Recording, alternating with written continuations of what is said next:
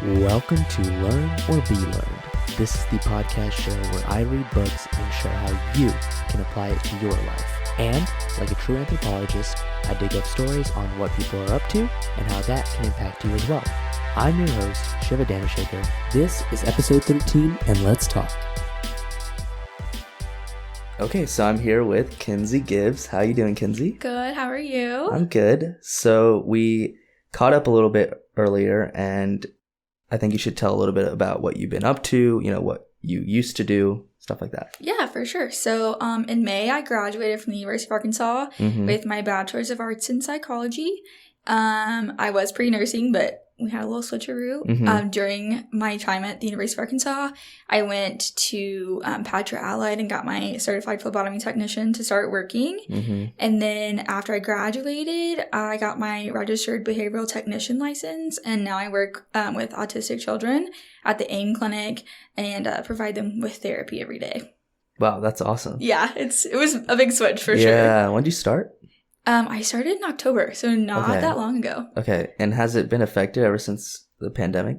Yeah, the protocol's super weird, and so a lot of our kids have social skills they have to master, which is really hard staying 6 feet away from other kids. And a lot of our kids go to speech path, and so we have masks on, so it's kind of hard to get them to enunciate words or mimic your mouth movement to get them to pronounce a word. Yeah. So that's been kind of difficult. So I was a daycare teacher for a summer once, and they made us do all this child safety protocol, learning and license stuff. Did you have to do that for what you do?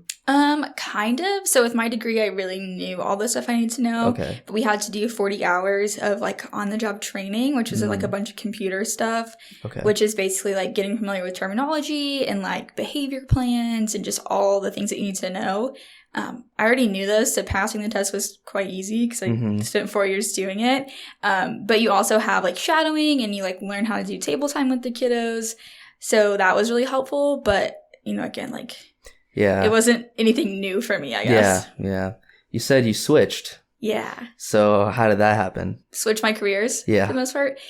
So honestly, I worked for a for-profit hospital, which that was just kind of learning the ins and outs and how different it is from a nonprofit. I didn't have the opportunity to grow in the company and wasn't given the opportunity to make any kind of raise.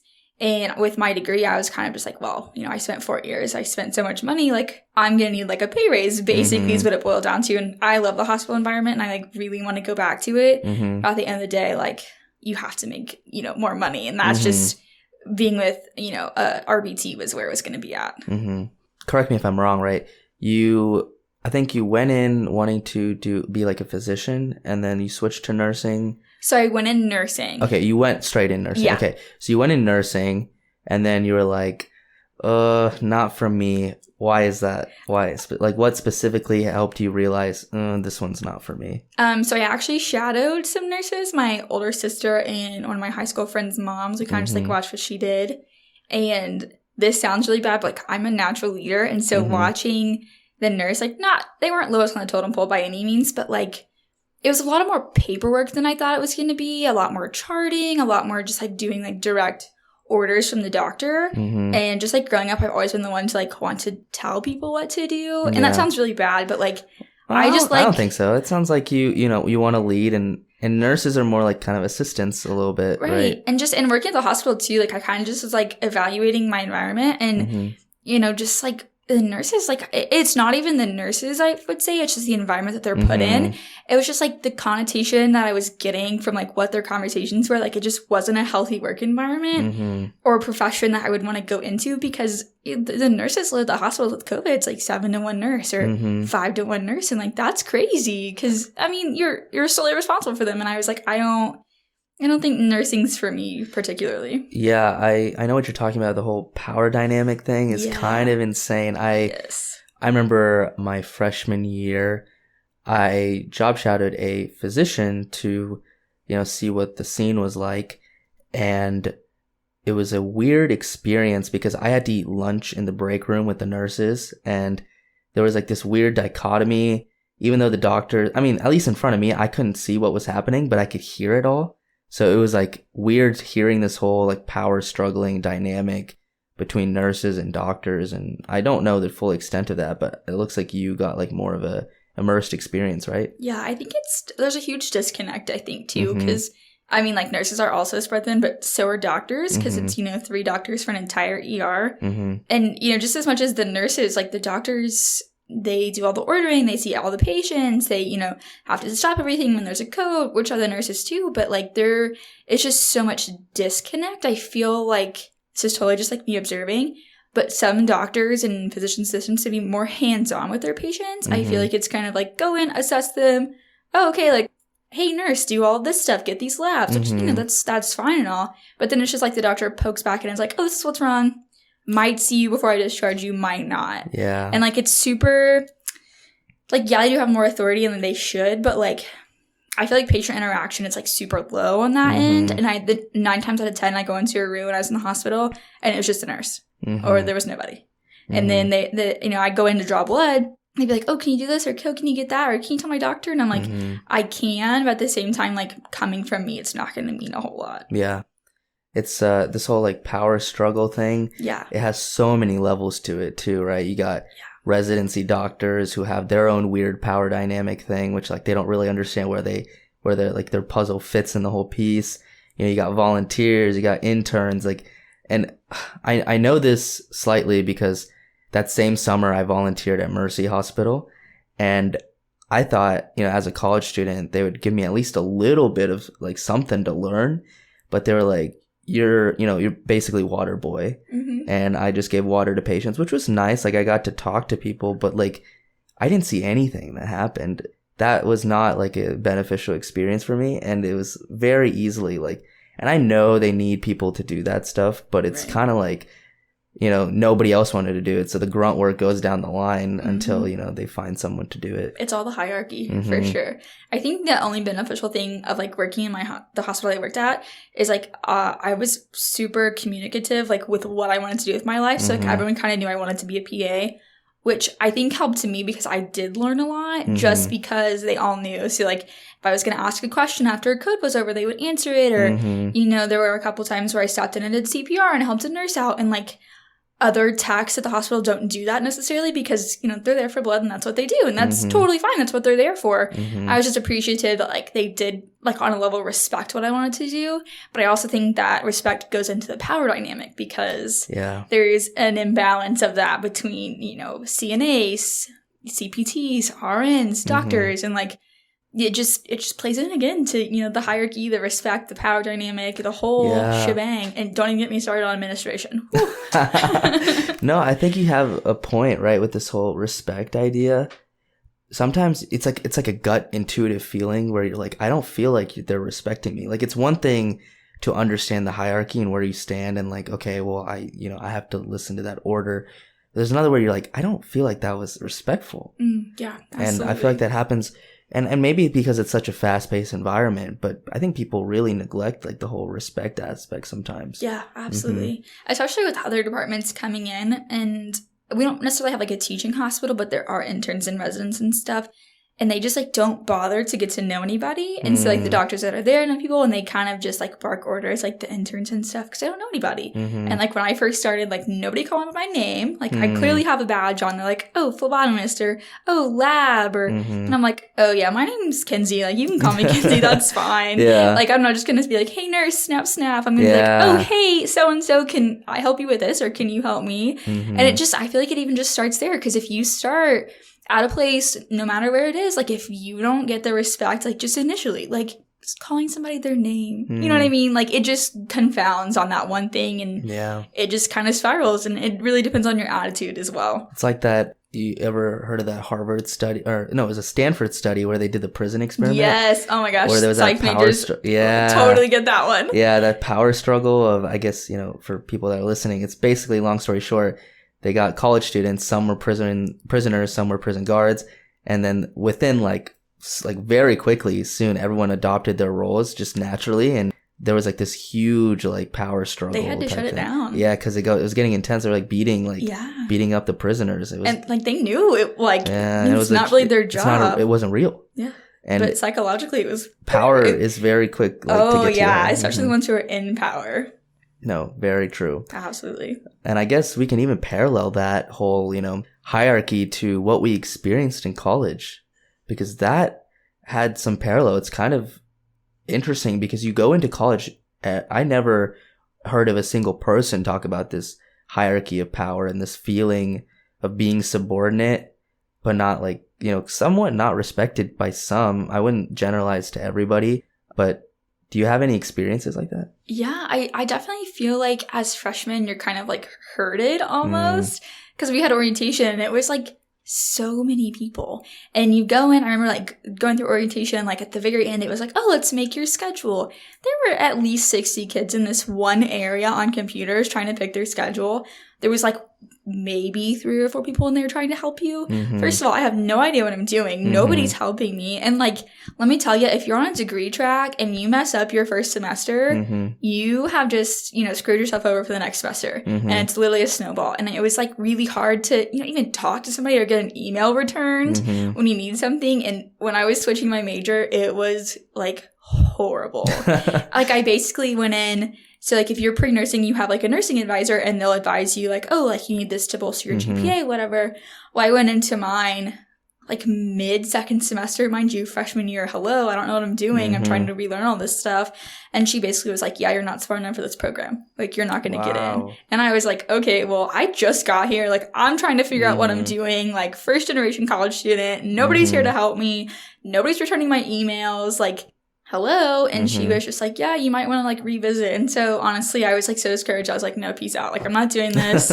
Like, I'm switching. And like, I know you had the same experience too. Mm-hmm. It was just very discouraging. And like, I do get like, there's a lot of people to, very few advisors or whatever. Mm-hmm. But at the same time, like, just have the courtesy to respond to an email. Like, don't discourage students to, do what they want to anyway. Mm-hmm. I mean, there was no need for that advisor to tell me, oh, you're not smart enough, because, I graduated just fine. Mm-hmm. The college has a lot of good experiences. Oh, absolutely. But then it's the bad ones that I don't think we should, hold on to them, but I think they should be addressed in light. Like, I feel like they're just kind of ignored. Mm-hmm. And it's kind of, messed up in a way because it's the whole power dynamic way of how people are being treated. Sweep it under the rug. Yeah. Literally, pick it up and sweep it under. Like you said with my major, when I switched to anthropology and religion, I was a neuroscience and behavioral biology major. And 2 years in, I was supposed to sign some paper. I remember telling you about this. I had to sign some paper. I was like, my mind was blown. I was like, what? I had to sign a paper. They said that it was my fault, and I admit it. I slept through it. It was like an hour time slot. I missed it. I woke up like 30 minutes after my time slot, and I emailed them immediately, and I was like, I'm so sorry. This is my fault. I missed it. How is this important? Do I need to come back, do something? Please let me know. A month goes by, no response. And, in hindsight, maybe I should have responded a couple more times, but the fact that they never responded to me in the first place just made me feel like it wasn't very important. They obviously didn't prioritize it high enough to let you know it was important. Exactly. So, and then I picked my classes, and as a sophomore, you're fighting for your class slots and whatever. Oh my gosh. I got this really cool class. I was the last person to get it. And then the next day I checked, and it was like, nope, I got kicked out of all my classes. And I was like, what is going on? I'm like calling them. They won't pick up. The department won't pick up. I'm like, okay, well, I keep calling every day for 2 weeks, multiple times. And this lady finally gets fed up with me, and she goes, she'll call you when she calls you, and hung up on me. And at that point, I got so frustrated. After 2 weeks, I was like, I thought I could do this on my own. I feel like a kid. I gotta get my parents involved. So I call my dad. I tell my dad the whole thing. He gets pissed, and he goes, okay, give me the number. I'll call them. He calls. Within 5 minutes of calling my dad calls me back and goes, okay, I just talked to them. They're waiting for you.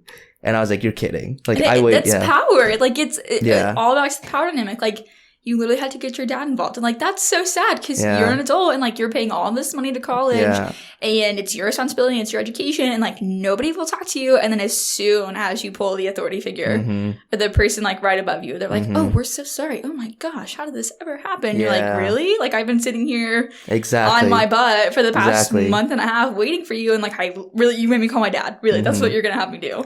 And changing majors is rough. Yeah. And nobody prepares you for the transition. Nobody prepares you for the class changes.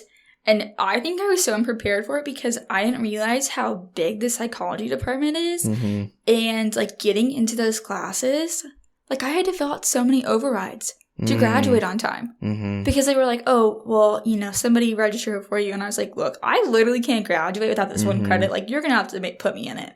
Like, it's one of the biggest departments, and we have the lowest staffing of professors. And that just blows my mind because there's so much money poured into this university. Mm-hmm. I'm paying you all this money. Yeah. Why can't I have this class that I need? Yeah, I bet your family, if you got your parents involved, it would have been changed within like 5 minutes. Oh, yeah, easily. Guaranteed. Mm-hmm. This is so bad, but like, I would call up there and like act like I was my mom, and like you would get stuff done. I mean, it's so sad. Yeah. Like, oh, this is her mother, and they're like, oh, yes, ma'am. Oh my god, are you kidding me? Like, I'm 23 years old. Like, oh my god, it's sad. That's so sad. Yeah, it really is. And I remember we were talking about this earlier, and it's like we can't be the only ones. I'm sure we can't be the only ones. No way. Yeah. And I think one of the biggest like just conundrums that I had going into college is not a single person prepared me for filling out like FAFSA or anything like that. Mm-hmm. And it was just so like stressful. Here you go. And like government websites, first of all, always hard to navigate. And two, like if you mess up the tiniest thing, it's a whole ordeal. Mm-hmm. And I, you know, thank God I figured it out and like did my research, but like that took a lot of time, one. And two, when my little sister went to college 2 years later, like my mom didn't know what she was doing because I did it all myself. Mm-hmm. And so she's going through my mom, who's going through me, and I'm trying to figure out my own, and I'm trying to do hers for her, and our advisors won't get back with us. And I'm like, I'm literally, like, the time paying for college, like, you're my advisor, I'm gonna need you to reply. Yeah. And it would be like the middle of the semester, and they'd email me back and be like, oh, it's you know, it's too late for this one. I'm like, oh, no. It's not how it's gonna work. Like, and maybe, and the part that I don't know is whether it's, I assume it's probably just the system. It's not even the people, because if this is happening across different schools, different states, you know, different places, then this has to be a system problem, not a person problem. Yeah, absolutely. Yeah. And I'm not the only one. My friends all struggle with it too, and it's very confusing, and there's not a lot of guidance, and high school really didn't prepare me for that at all. And I mean, high school, honestly, in general, didn't prepare me for college at all. Yeah. My setting's completely different. My habits are different. Nobody really teaches you for the transition of moving out either. That was a whole ordeal. It just, and I think the funniest thing too about high school is like, oh, your college professors like won't allow that. And I'm like, that's a joke, because all I have to do is email them, and they're like, no problem, totally understand. Like, they're people too. And that was just crazy to me. I was like, oh goodness. It's like literally you were in middle school and they'd be like, your high school teachers won't let you use the restroom whenever you want or whatever. And then they're like, don't even tell me. Just, you're old enough. Use the restroom when you need to. And then you're in high school, and especially like the AP, you know, advanced placement classes, they're like, your college professors won't allow this. You have to go to class all the time. They're more, honestly, it feels like they're more strict than like the upper, education levels. Yeah, no, absolutely. Yeah. And like, especially when this is a whole other soapbox for me. Like, TAs in college. I'm sorry, but, like, I pay that much money. Like, I want a professor. And, like, don't get me wrong, some TAs were amazing. And, like, they're really good at what they do. And then some TAs just, like, I don't understand. Like, it's so crazy to me. And, like, it was a whole ordeal just getting used to, like, not having a professor there and, like, going directly to a TA who would then maybe email you back and then refer you to the professor. And I'm like, well, the assignment was due last week, so that's over with. Literally just another route in the whole, like, hierarchy scheme. Yeah. But TAs, I've had good ones and bad ones. And it's always when, like, and when I say bad ones, I just mean they, like, graded hard for no reason. Yeah. And it always just amazed me, because I was like, well, you were in college like 2 years ago. Like, you know, help me out just a little bit. You know exactly what I'm going through, dude. Yeah. And I feel like it's a struggle for them too, because they're in school as well. So they're expected to teach us, go to their own classes, grade our assignments, help us with ours, while they're going to class and doing their own assignments and their own tests.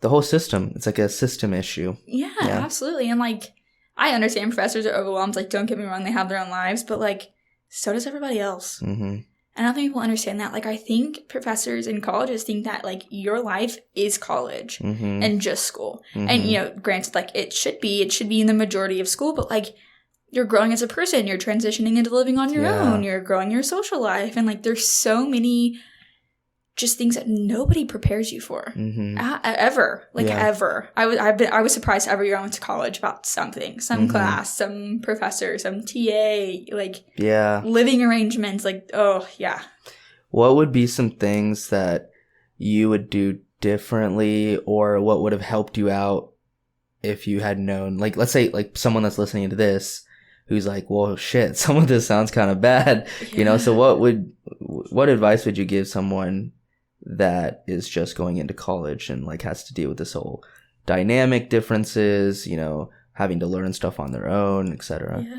Don't get me wrong, I loved college. I would recommend 10 out of 10. And there's good professors, good TAs, don't get me wrong. There's a good batch, bad batch. It's just your luck and you'll of the get that draw. everywhere. You get that everywhere. I personally, I would have gone to a community college for 2 years before I went to university. Interesting. Why is that? I had to pay for my own college. Okay. And so I wasn't really prepared. Nobody taught me about FAFSA or loans or any of that stuff. So I was totally unprepared. I was like, man, I'll just pay it back. That's all good and fine, but you need to understand how much weight that's going to put on you after graduation. Interest and everything too. Right, exactly. And I can get this exact same education at a community college. And your basic level classes, they're the same all the way around. Just, make sure they transfer properly.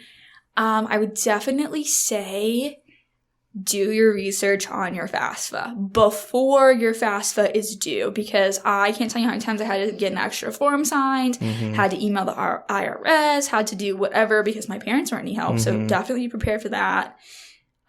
Your studying habits are going to change.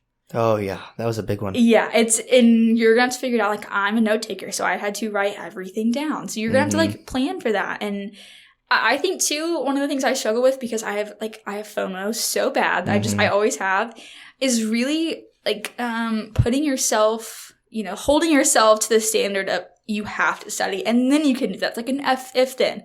If you do this, then you can go out. That you're gonna have to hold yourself, because you don't have your parents anymore saying, did you do your homework? Did you study for your test? You need to hold yourself accountable. I remember being a freshman and going into college being like, wait, 3 tests and that's the whole grade? That's a very scary feeling, going from high school that gave you 9 tests for the semester or something like that. Every unit you had a test, and it was like, okay, this test is 6%, I studied, but it wasn't stressful. Right. So I guess that's a big one. You really catch on with your studying habits, what helps you. And take advantage of tutoring. 100%. I mean, I always, I don't know why, but I had this dynamic in high school where I felt stupid if I had to go get help or ask questions or need tutoring. Let me tell you, in college, if you're struggling, especially in a science class or a basic class, go get help. And, be honest with yourself, because all of your education grows on every class that you take. No class is going to stop there. Your chemistries, your biologies, your sociologies, they're all going to grow in each other. And if you don't understand it, you need to understand it before you move on. And I think, studying with friends can be a good way if you're if you're getting tired of studying alone, or if you're having trouble studying alone. Sometimes a group can keep you accountable. Sometimes you got to weigh that out, because you can, we all have that friend group where it's we all start talking instead of working. So you got to weigh that out. But that's a good one. Definitely professors. Oftentimes professors are willing to see you outside, and they really are helping. Be communicative with your professors. They're they're people too. They understand. So just, keeping the pathway of communication open, using those office hours, honestly, so helpful, because if they know that you're willing to work for your grade, they're willing to help you out. I honestly, 9 times out of 10, if I was struggling and needed to do test corrections or extra work, they would give it to me, because I was there. I went to office hours. I worked really hard. They know the good students. They know the pushovers. They know they know they're people too. So that was really important for me too. Is really use all my assets in college. What's one class you wish you took that isn't part of your major or anything? Just an interest class that you never did. I never took. Ooh. Put you on the spot. I know, it's kind of hard. Well, can I say one that was in my major? Okay. It was neuropsychology. I couldn't get in it because there was a single professor. Yeah. Also, super random yoga classes, those. I took a yoga class. Right? It was a lot of fun. I feel like if you're super relaxed, you can just have a break in the middle of your day. I highly recommend it, especially because habit building is hard. Yeah. So when you have a class and you're forced to build that habit. 100% recommend it. Yeah, absolutely. And I think that's interesting, going back on the neurobiology, I actually applied for a job out of undergrad, and I didn't get it because I didn't have neuropsychology. Really? That one class? Isn't that insane? Wow. I have a 4-year degree and I couldn't get it because I didn't have one single class. Really? They looked at all your classes? I had to like email them my transcript and they're like, you don't qualify because you don't have this one class. Wow. And I was like, all right, that's fine. Yeah. Wow. Nobody prepared me for life after college either. Yeah? In what ways? So I am on the track to go to physician's assistant school eventually. Do you need a bachelor's or a test? You need a bachelor's and you have to take the GRE score. Okay. The test, not score. And then some schools like the PCAT, which is the pre-physician's assistant test. It's kind of like the MCAT. It's brand new, so like a lot of schools don't use it. Okay. Had no idea about that test entirely until I started looking into colleges and I was like, what is this? What is happening? Okay, so, you became a physician assistant, or you went on the path for it. And you were saying that you need to take the test and possibly the new test, maybe, depends on the school. Right. And then you need a bachelor's degree of anything is fine? So originally I thought yes. Come to find out you can actually do whatever you want to, but you have to have, this set class schedule basically that you have to meet. They're prereqs and each school's different. Pre-med type stuff. Right, exactly. Okay. And again, I wasn't prepared for that. I did reach out to my PA advisor and he let me know and sent me some links and stuff. So it was pretty easy to find out. So I actually have a minor in biology because I met all the requirements because of the requirements you need for PA school. I think the biggest and most difficult transition afterwards was filling out the application. It took me a good 3 months to do it. Wow. Wait, what application is this? The PA application. So it's apply? Yeah, it's a universal application for all schools.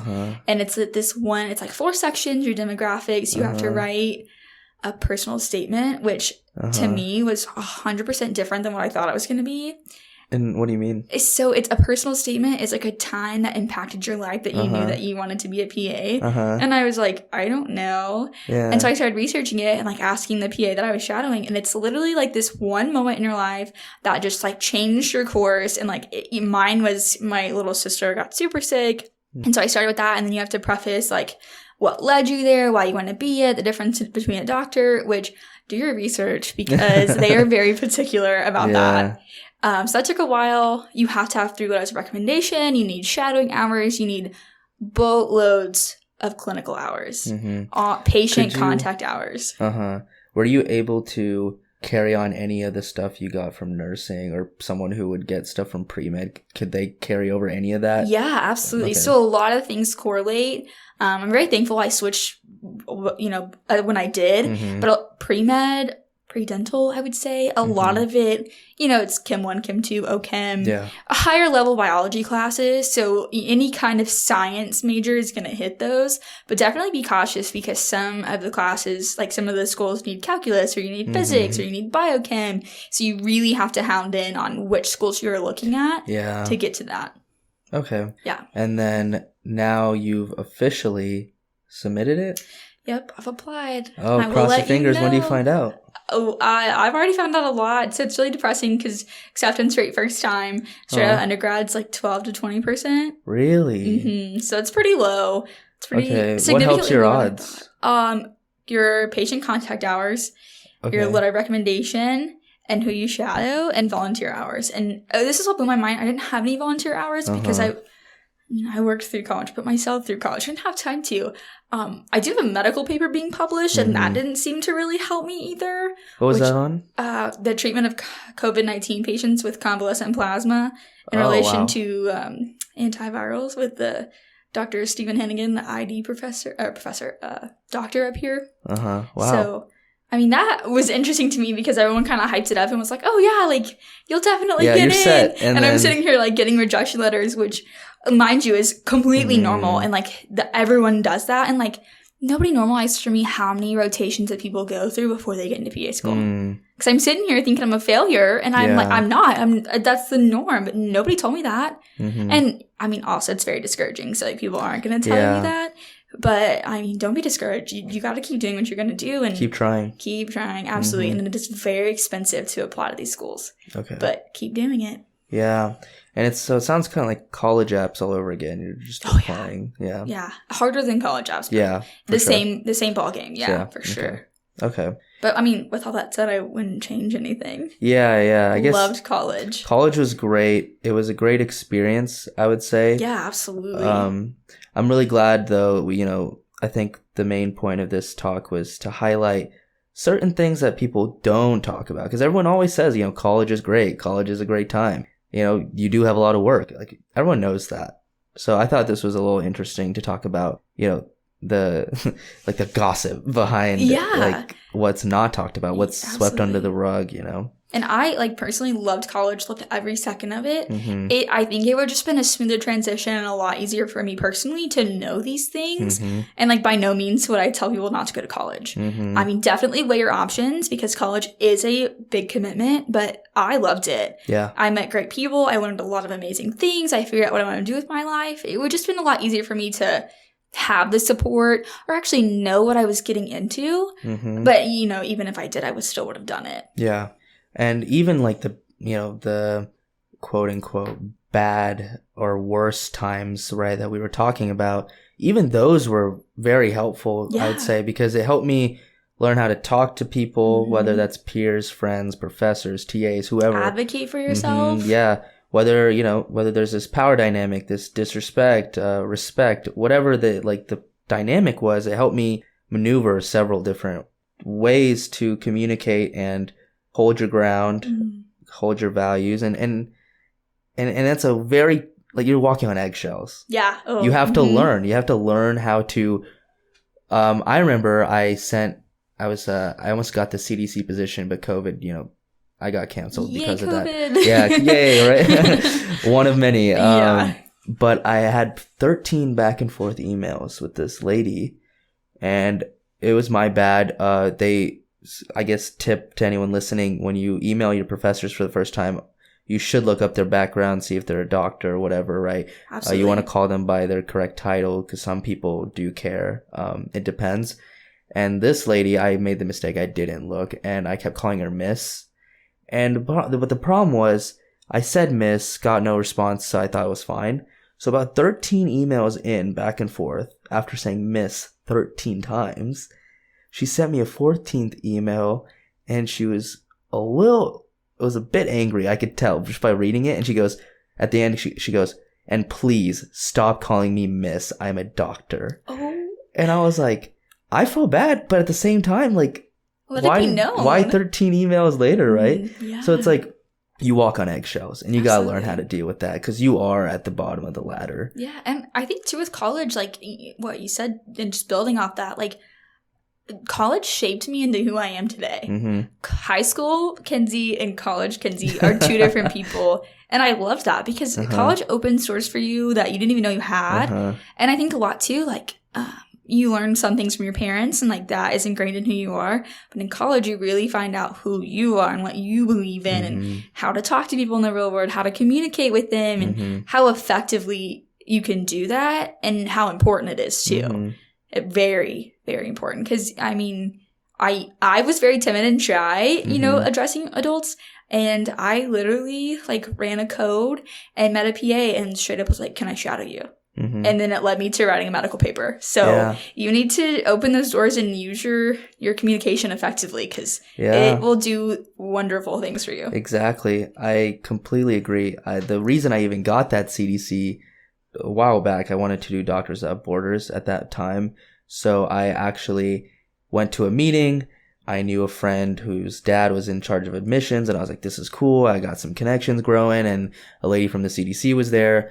And then I got the courage, and I went up there, and I was like, "Hi, this is who I am. I would love to talk to you, see if there's anything I can do to help any position."